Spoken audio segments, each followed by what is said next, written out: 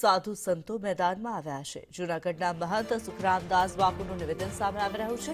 ઉદ્યોગપતિઓને સાચવવા કરતા ખેડૂતોની ચિંતા કરો। ખેડૂત જગતનો અન્નદાતા છે તેવું સુખરામદાસ બાપુએ નિવેદન આપ્યું। કમોસમી વરસાદથી ખેડૂતોને નુકસાન થયું છે। તાત્કાલિક આર્થિક પેકેજ જાહેર કરવામાં આવે। પેટ ભરવા અનાજ તો ખેડૂત જ આપશે।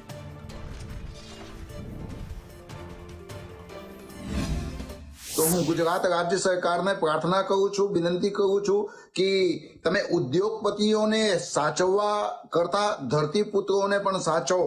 कारण कि उद्योग थी पैसा ज मळे અને ધરતીપુત્રો यदि આમ ધરતીની અંદર કંઈક પેદા કરશે તો એમાંથી અન્ન મળશે।